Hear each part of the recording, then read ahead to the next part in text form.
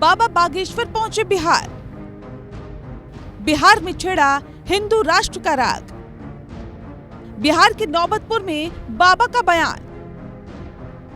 बाबा ने कहा, भारत में हिंदू राष्ट्र की ज्वाला बिहार से ही जलेगी। बागेश्वर धाम के बाबा ने रविवार को पटना के करीब नौबतपुर में दरबार लगाया था। वहां भक्तों की ऐसी भीड़ जुटी कि सांस लेना मुश्किल हो गया।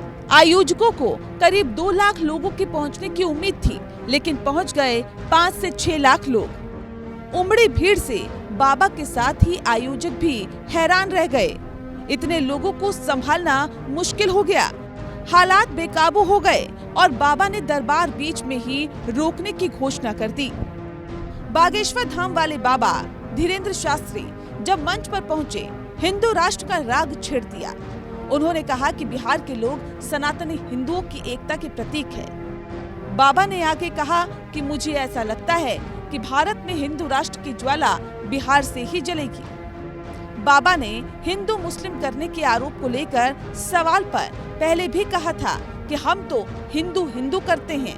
धीरेन्द्र शास्त्री का हिंदू राष्ट्र का राग भारतीय जनता पार्टी को खूब भा रहा है और गिरिराज सिंह जैसे नेता और भी मुखर हो गए हैं। लेकिन बाबा का ये रुख सत्ताधारी महागठबंधन में शामिल राष्ट्रीय जनता दल को परेशान कर रहा है। बागेश्वर धाम वाले बाबा के इस आध्यात्मिक आयोजन में राजनीति का तड़का भी खूब नजर आ रहा है। एक बात समझिए, हम खुद ही व्यस्त हैं। माननीय मुख्यमंत्री जी, हम लोग प्रदेश के जनता के काम के लिए, प्रदेश को आगे बढ़ाने के लिए हम लोगों की अपनी खुद की व्यवस्था है। हम लोग सब लोग जो है इस काम में लगे हैं, विकास कार्यों में लगे हुए हैं। और आप लोग तो जानते ही है कि कितना निमंत्रण हम लोगों के यहाँ आता रहता, तो उससे हम लोगों को कोई फर्क नहीं। हमारा एकमात्र लक्ष्य है कि जनता का जहाँ भलाई हो वहीं हम अपना समय। बाबा के सम्मान में बीजेपी नहीं छोड़ रही कोई कसर।